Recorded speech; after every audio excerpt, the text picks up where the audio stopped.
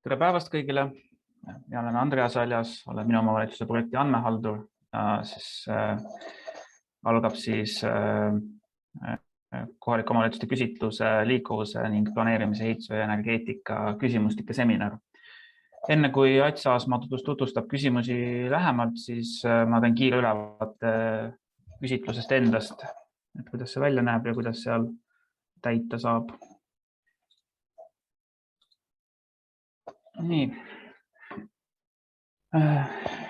Kui küsitluse lingile vajutada, siis jõuate sellisele lehele. Siin on põhiinfo küsitluse kohta link infomaterjalile minu omavalitsuse lehel, mis on siin selle kasti all, siin saab siia vajutada. Ja nagu näha, siis küsitlus toimub, on üles ehitatud Exceli baasil ja toimub OneDrive keskkonnas. Et OneDrive siis võimaldab seda, et mitu inimest saavad korraga küsimustikku täita koostöös ja võimaldab ka siis meil kiiresti vastuseid alla laadida ka. Navigeerimiseks siin küsimustikus on mitu varianti, nagu tavalisel Excelil, siin on see lehed, kus on kõik erinevate valdkondade küsimustikud. Lisaks siin on see interaktiivne sisukord ja kolmandaks siis OneDrive'is on selline 3 kriipsu all siin vasakul all nurgas on selline võimalus ka kõiki ajalehti selliselt näha, et see teeb siin navigeerimise üsna mugavaks. Ja kui lähemegi näiteks planeerimise lehele, siis on näha, et siin vasakul on vastav küsimus, keskele soovime vastust. Ja siis siin paremal veerus on siis eelmise korra vastus abiks toodud. Selleks, et siin sisestada midagi, selleks peab kõigepealt vahetama seda režiimi siin. See on selline nupp, see vaatamine. Tuleb valida selle asemel redigeerimine, ja siis saab muudatusi teha, enne ta ei luba teha midagi. Ja kui olete redigeerimise režiimis, siis saab hakata vastuseid sisestama.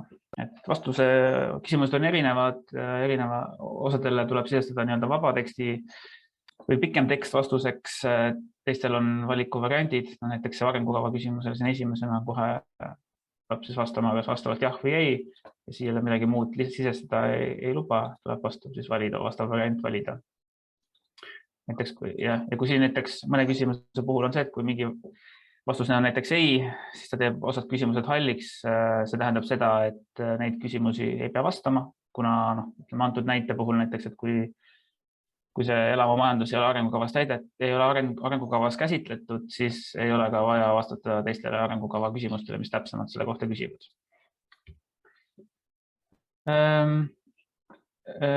Vastus tuleb sisestada alati, selles mõttes, et isegi kui vastus on eelmise korraga täpselt sama, näiteks arengukavade puhul ilmselt see tihti ei muutu, siis vastus tuleb siia ikkagi kopeerida, et tühjaks jätta või lihtsalt kirjutada, et vastus pole muutunud, see ei ole õige, et me tahame ikkagi uuesti siis. Et kui ei ole muutunud, siis lihtsalt kopeerige see vana vastus siia uute, näiteks Ctrl-C ja Ctrl-V või lihtsalt niimoodi kopeerides. Et siin on tagasisidet ka selle kohta, et näiteks kui tahate näiteks mingit osasid sellest vanast vastusest kopeerida, siis ta siit ei luba seda valida.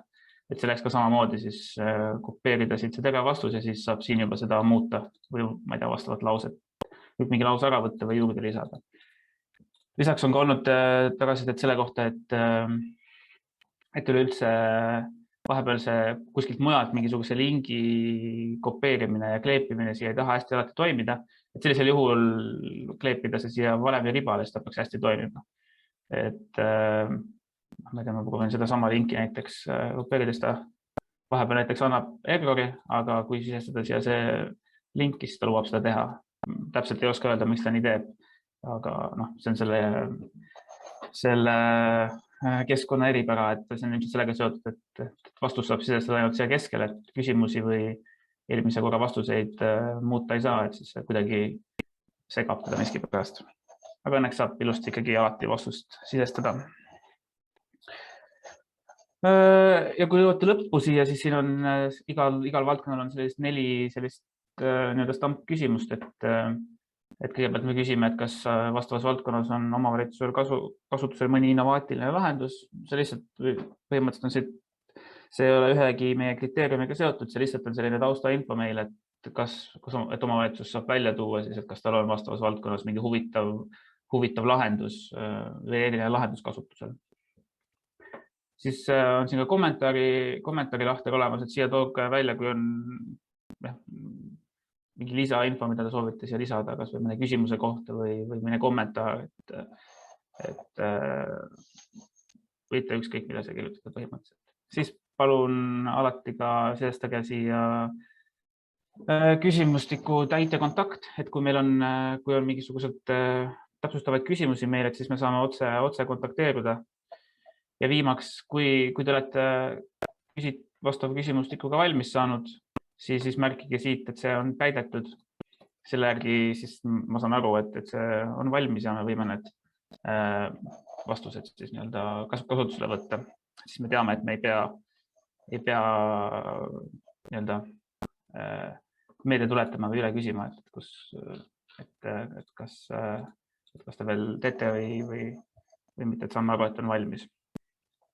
Viimaks ka, et laptop-ekraanil võib-olla vahepeal siin on see pilt natuke liiga suur, siis on võimalik ka neid veerulaiusid ja reaalaiusid nagu kokku tõmmata, või siis ka Zoomi nupust siit liikuda, mis on siin paremal nurgas.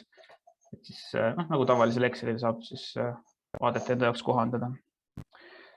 Aga minu poolt rohkem ei olegi. Seda mainin ka veel ära, et kui märgite täidetuks, see tuleb siya esilehele ka ära, et siis on kohe näha siin, et selle valdkonnaga on korras. Seda rohkem tegema ei pea, et see on ka siin omavalitsusel on hea vaadata siit, et kas on valdkond valmis või mitte. Aga sellega siin lühitutvustus minu poolt kõik, et ma annan nüüd sõna Ait Saasmaale, kes teeb siis ülevaate valdkonna küsimustest.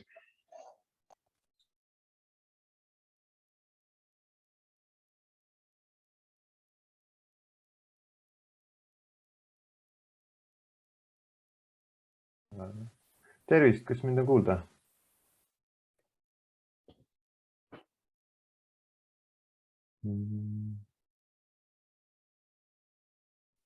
On küll kuulda, jah. Väga hea, lõpuks sain vastada. Räägime siis täna liikuvusest, planeerimisest, ehitusest, energeetikast, konkreetselt nendest küsimustest, mida seal me oleme siis omavalitsustele esitanud. Alustan planeerimisest, ehitust, energeetikast, kuna seal on küsitlus lihtsalt lühem, et kellele nagu liikuvus, keda ei otseselt ei puuduta, siis ei pea nagu ei pea seda nii-öelda küsimuste ülevaadet siis saama, aga kindlasti nende soovitused. Planeerimine, ehitus, energeetika. Et esimene küsimus, mida me küsime, on seotud arengukavadega.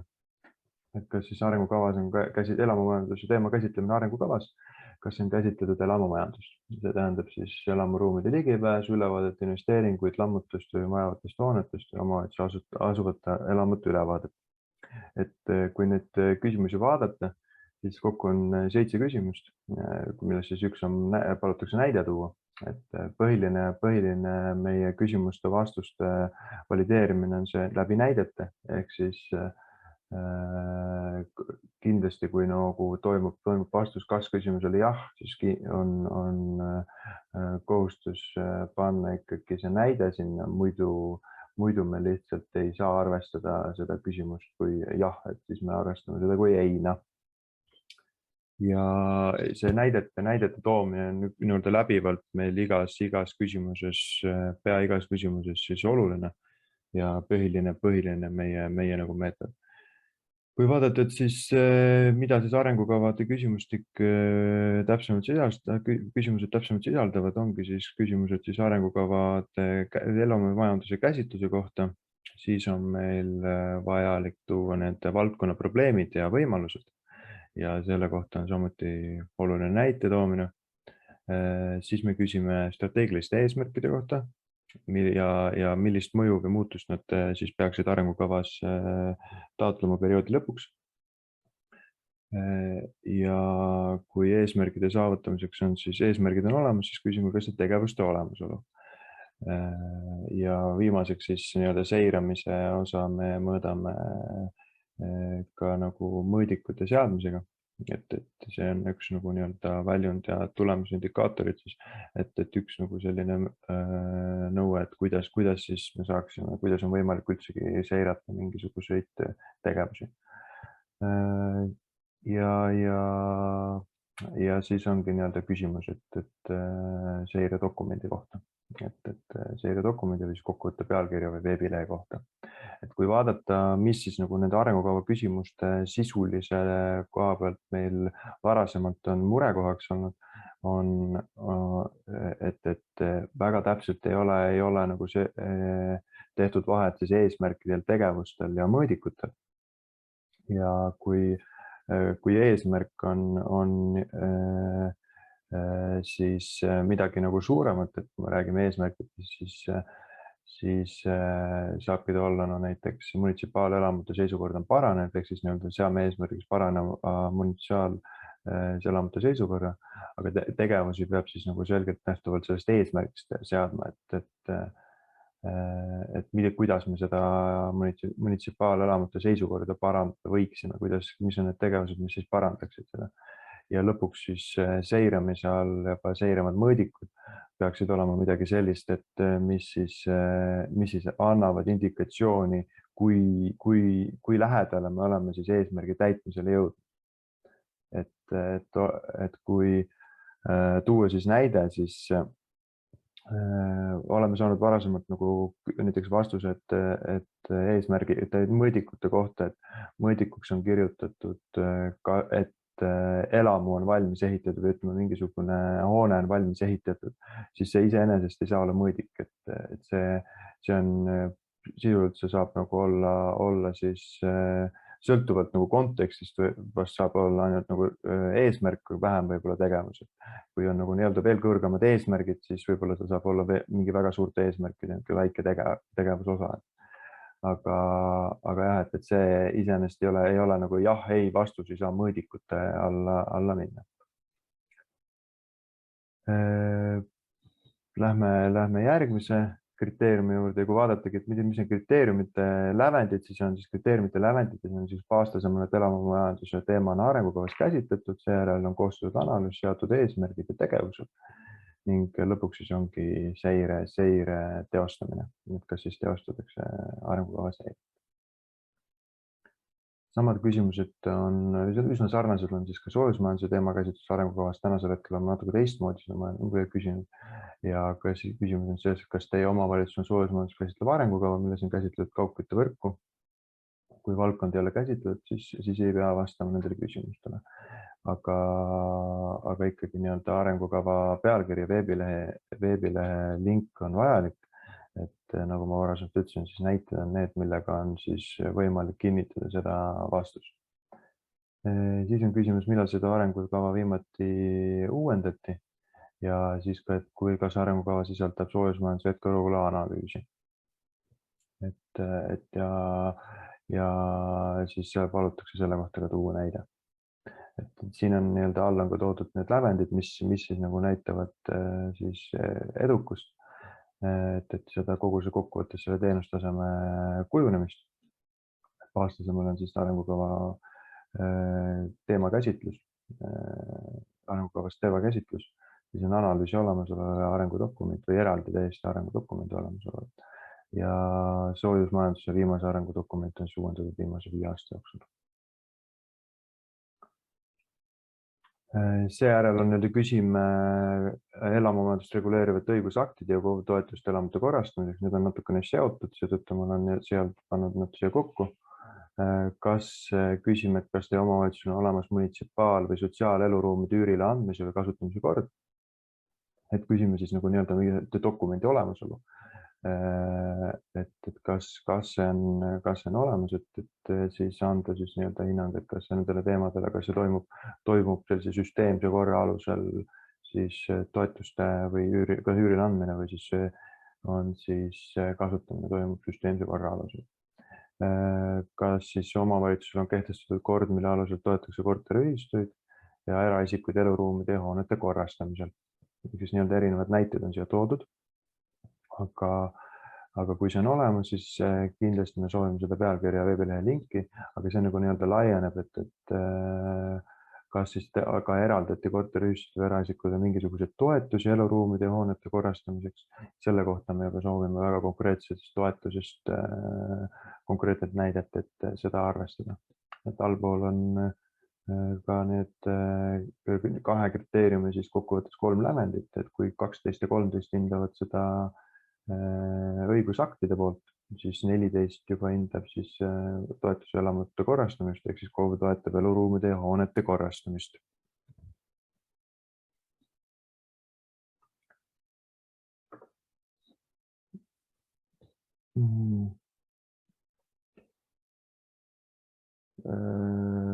Tegelikult on siin nii-öelda planeerimise valdkonna spetsialisti olemasolu. Et eks siis me küsime tegelikult planeerimise valdkonna spetsialist, pealkiri on praegu hetkel soojusmajandusest, aga planeerimise valdkonna spetsialisti küsime, kes vastutab siis planeerimisseaduse planeeringusuuste koostajale ja planeerijale seatud nõuetele. Ehk siis asjakohane eriala kõrgharidusega, piisava töökogemusega ja vastav kutsega isik, mis tähendab planeerimisseaduses paragrahv 4. Ja kui jah, siis nimetage vastav ametikoht. Ja seda me mõõdame ühe lävendiga, mis siis vastaks, et see vastaks, et planeerimisseaduses nõutule on meie nii-öelda lävend. Seal on planeerimisseaduses on need nõuded üsna selgelt ära toodud, et küsimus siis ongi, et kas ta vastab nendele nii-öelda nõuetele. Ja kui need asjad on nüüd, need rollid on seal nagu olemas, need nõuded on täidetud, siis võime öelda, et tegelikult jah, et on nagu olemas need, on see kriteerium siis täidetud.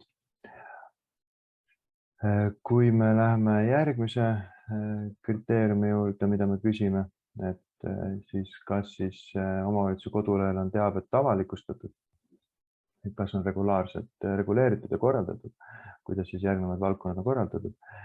Me räägime siis ehitustegevusest, planeerimistegevusest, maakorralduslikest toimingutest, soojusmajandusest ja elamumajandusest. Kas need konkreetsed valdkondade info on siis leitav kodulehelt ja kriteeriumiks on siis valdkonna teave ongi avalikustatud. Seda me mõõdame nagu baastasemel ja see on küllaltki loomulik, et sellise info olemasolu võiks olla kodulehel leitav igale omavalitsuse elanikule. Ja nagu ka Andres juba mainis, siis see üks küsimus on veel nii-öelda eripäraste lahenduste kohta, millega me ei mõõda ühtegi omavalitsust kriteeriumite näol, küll aga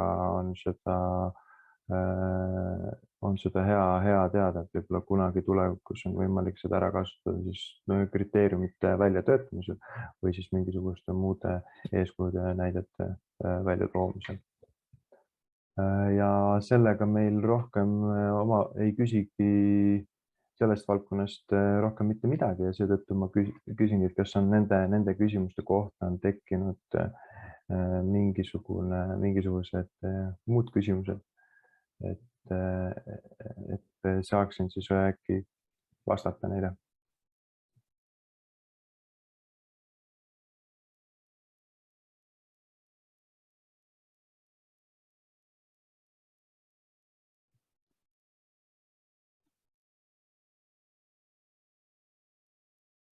Tundub praegu, et ei ole. Seega võime minna, ma arvan, siis järgmise liikuvuse valdkonna juurde. Liikuvuse valdkonnas on juba märgatavalt rohkem küsimusi, aga üldine struktuur on üpriski sarnane eelkõige erinevate dokumentide osas. Liikuvuse valdkond, kas siis omavalitsusel on olemas liikuvust, ühistransporti ning liikluse teehoiu arendamist käsitlev arengukava. Seda me siis, selle kohta me ootame siis näidet, kui tuleb vastus jah, et üldiselt kõik need samad siis arengukava ülevaatamisnõuded kehtivad ka siin, nagu ma enne planeerimise, ehitus ja energeetika koha pealt rääkisin.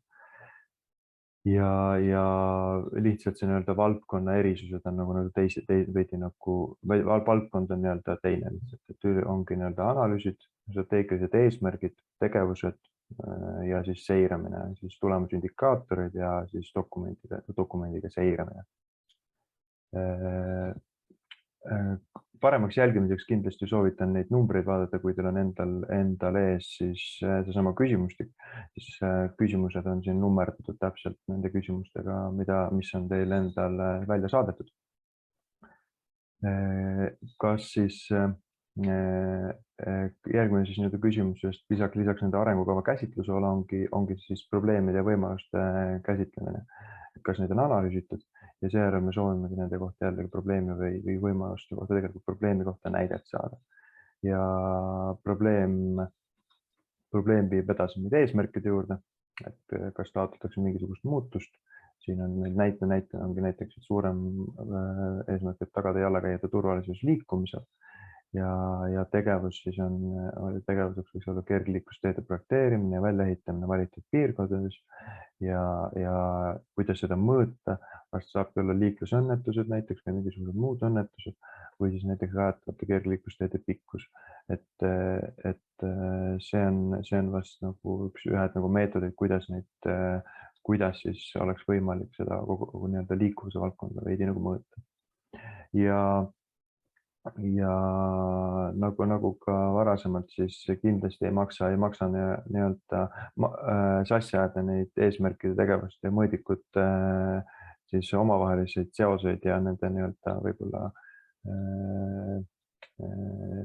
siis omavaheliseid suhestumisi, et kindlasti enne kui neid näiteid siia tuua, siis on nagu mõistlik mõelda, kas ta võiks olla eesmärk tegevus või siis hoopis ka enda mõõdik, et me vaatame kindlasti need asjad, kõik vastused vaatame pärast üle, eelkõige näited, mis on toodud ja näidete põhjal me saame küllaltki nagu hea ülevaate, et kas need vastused, mis antud on ikkagi vastavad sellele sisule, mida me tegelikult küsinud oleme.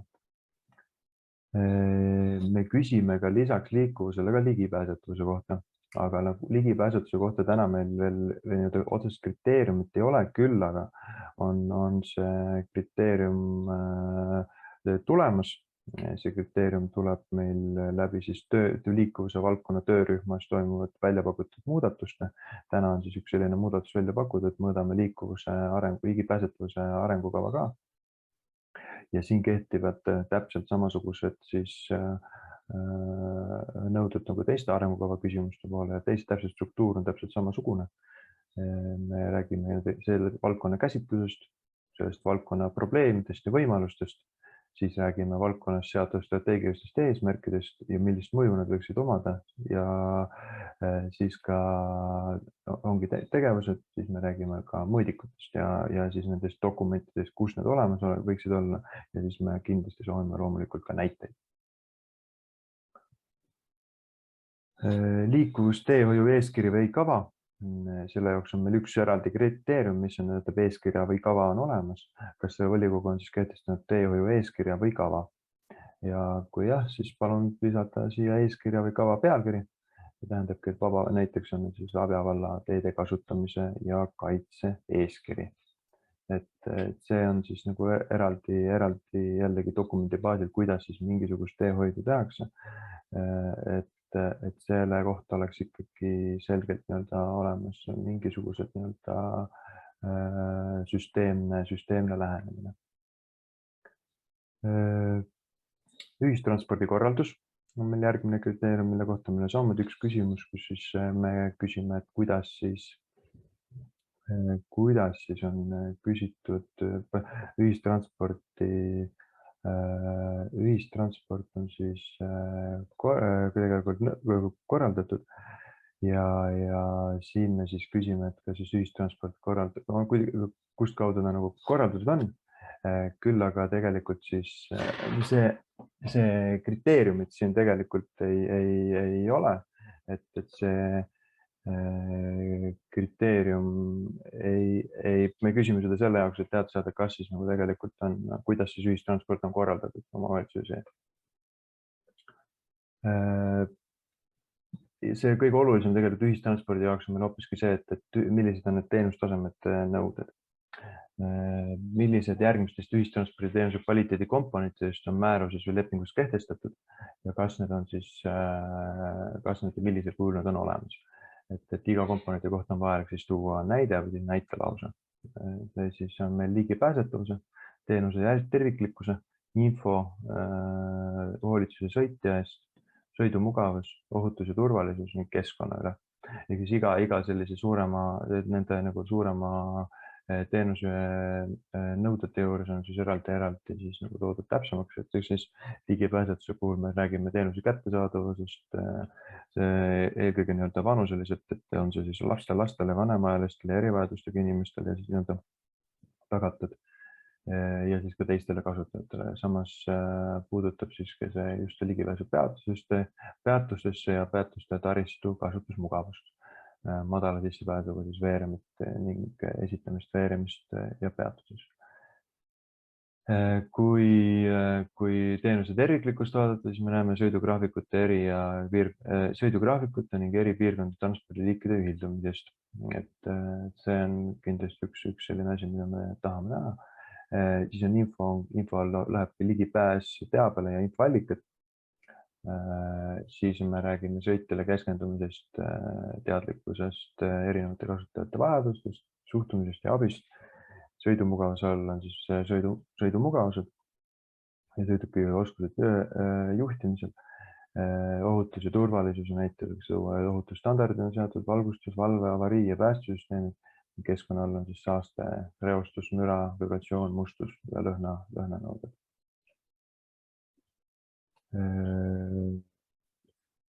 Kui vaadata, kuidas need kriteeriumid lävenditena on, siis teenustaseme nõuded on määratud ja arvestatakse kõikide kvaliteedi komponentidega.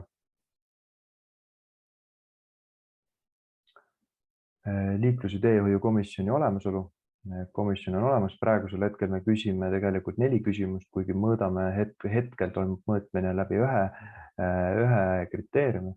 Ehk siis nagu praegusel hetkel me küsime, et kas on olemas kohalik liiklus- ja teehoiu komisjon ja kas siis see siis nagu korraldab siis liikuvusalaseid erinevaid tee ja liiklus siis nagu arendamist. Kuigi suure tõenäosusega meil tuleb nüüd, me küsime ka ligipääsetavuse, liikuvuse ja liiklusohutuse teemadega komisjonide kohta, et see tuleb meil tõenäoliselt muudatus siis kriteeriumis ja seetõttu, et me saaksime seda muudatust ka nagu ellu viia, me küsime neid konkreetseid küsimused praegu ära ja siis me saame tulevikus siis kajastada täpselt samamoodi 2021. aasta tulemusi peale seda, kui me tegelikult oleme küsimused ära küsinud.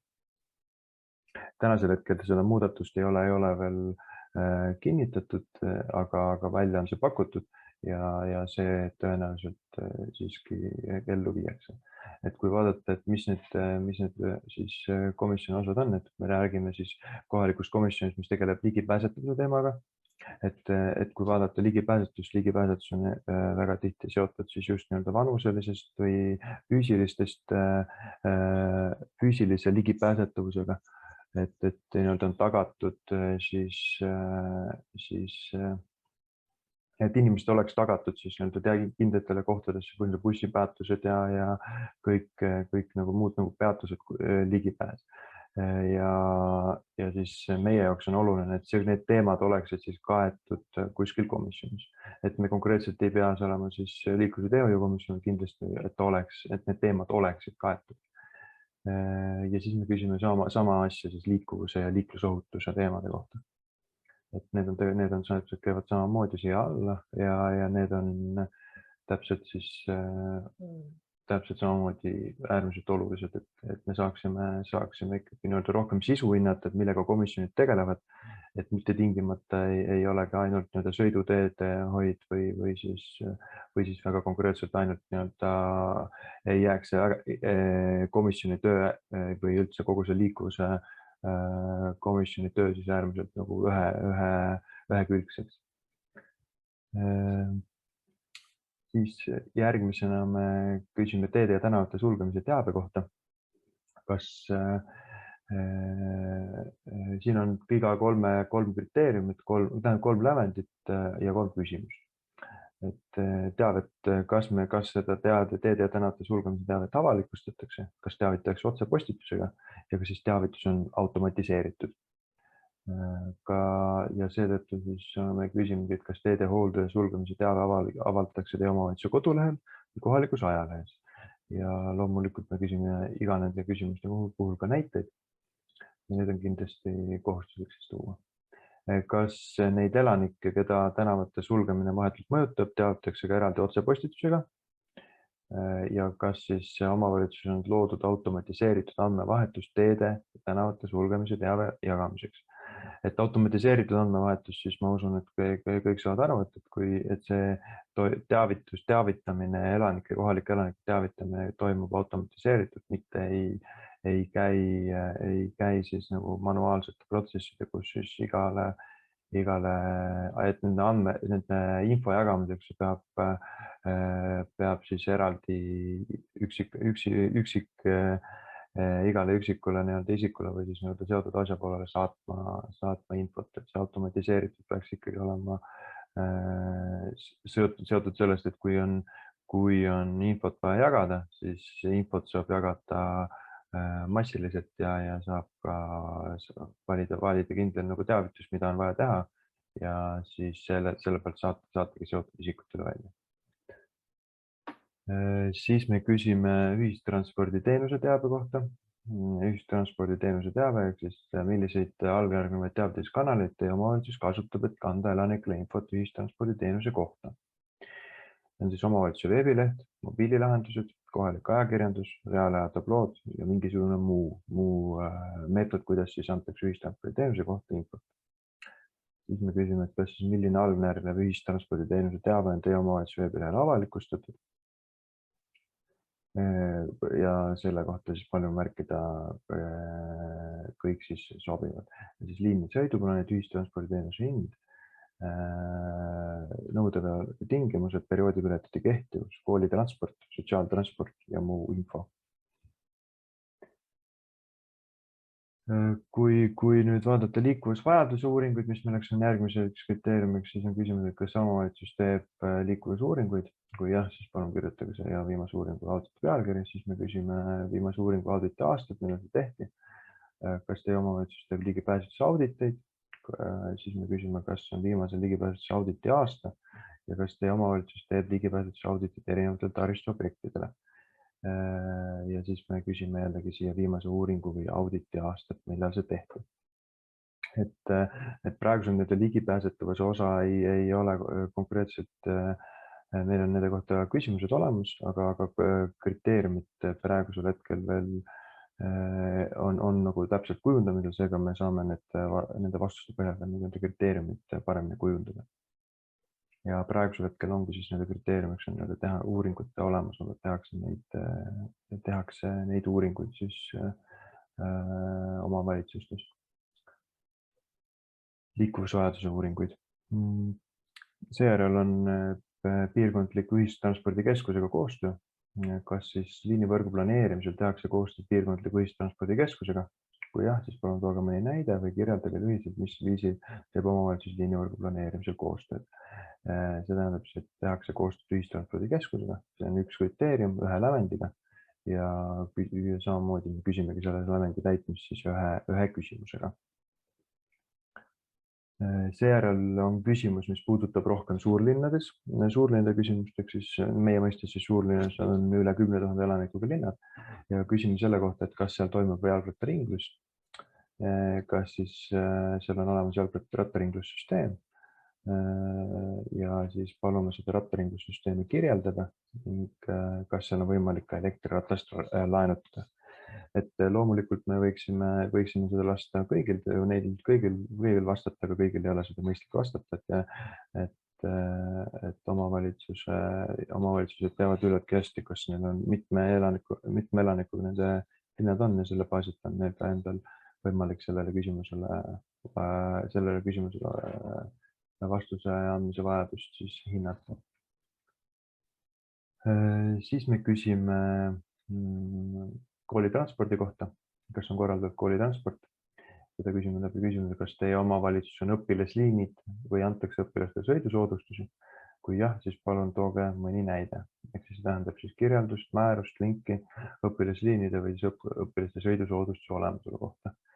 Et neid lisaks on siis, et kas siis sõidusoodustusena läheb arvesse omavalitsusel kehtib siis tasuta ühistransport. See on siis seotud sellega, et igas omavalitsuses ei ole tarvilik eraldi koolitranspordi korraldamine, et see on siis tagatud läbi ühistranspordiga. Siis me küsime pargi ja reisi kohta. Ehk siis meie meelgu kriteeriumi nimi pargi ja reisi, kus on lävendites seos puudutab siis rongipeatuste olevatest ratta- ja autoparklaid ja ka siis bussiliinide sõlmpeatustes olevaid rattaparklaid. Esmalt küsime, mitu rongipeatust ja omavalitsuses on. Seejärel me soovime teada, mitmes siis rongipeatus on rattaparkla, mitmes rongipeatus on autoparkla ning mitu bussiliinide sõlmpeatust ja omavalitsuses on. Ehk siis nende baasil me siis hindame ka kogu kriteeriumite täitmist ja lõpuks me küsime siis ka seda, et kui palju teie omavalitsuse bussiliinide sõlmpeatust on rattaparkla ja ka pargi ja reisi siis lahendusi. Kas teie omavalitsus on pargi ja reisi lahendusi? Ja nende baasil me siis saame hinnata nende kriteeriumide täitmist, et kui suurel osal on olemas siis ratta- ja autoparkla ja kui suurel just rongipeatustest ja kui suurel osal siis bussipeatust, sõlmpeatustest on olemas siis rattaparkla. Lisaks on näiteks ka meil nõudeveo lahendused. Siis on meil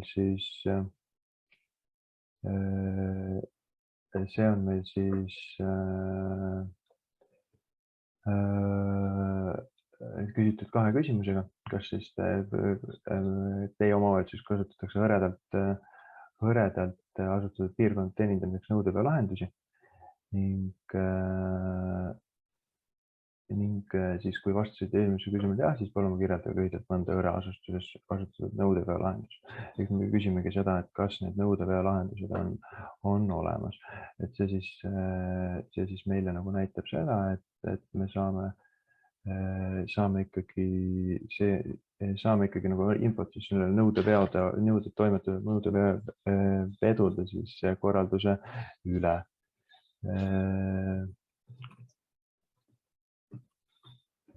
Ja kui nüüd minnagi siis edasi, et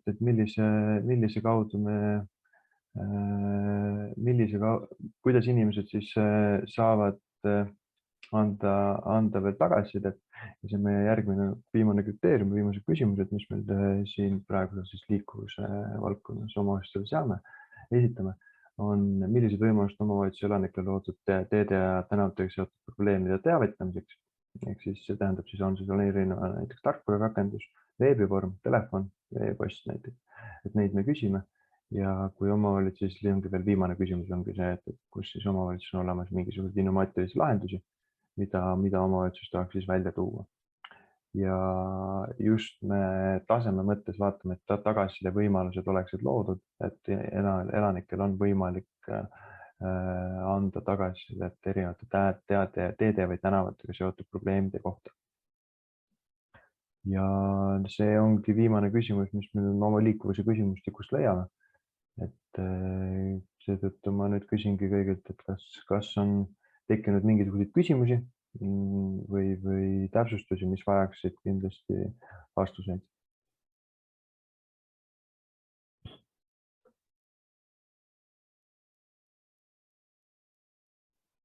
Ja mul on üks küsimus näiteks, et kui on, toon lihtsa näite, võtame näiteks rida 43 seal liikuvusel, et need küsimused, et kui näiteks on kodulehel on viide sõiduplaanidele kuskil mujal, et kas siis ta läheb jah alla või ta on ei all?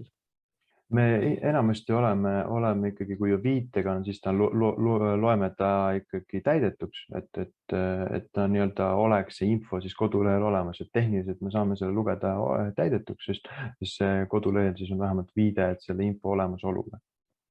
Selge. Küsin siis veel see punkt 30 nende komisjonide kohta. kas siin on mõeldud eelkõige volikogu komisjone või on siin lähevad alla ka mingid linnavalitsuse komisjonid? Üldiselt me oleme, kui see komisjon on olemas, siis mõlemas siis loomulikult on kohe täidetud, aga kui me küsinud oleme, siis mina olen varasemalt mõistnud, et me oleme küsinud volikogu nii-öelda komisjoni olemasolu, et aga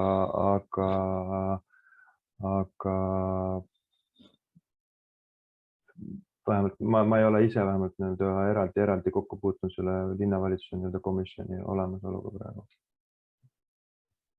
Et mulle vähemalt on selge, et selle küsimuse baasil ma julgen öelda küll, et võiks olla volikogu, aga praegu võib-olla see on küsimus, mille ma saaksin kindlasti täpsustada, aga kindla vastuse öelda peale koosolekut siis, ja saaksin selle laiali saata, et ka mida täpsemalt me oleme täpselt siis mõelnud selle küsimuse all. Et kas meil tegelikult lähevad siia ka siis need komisjonid arvestusse, kus siis on ka linnavalitsuse all. Selle küsiks ka Erki Ruubel, Lääne-Harju vald. Millistele tingimustele peab vastama pargi ja reisi lahendus, et me saaksime öelda, et jah, meil on olemas?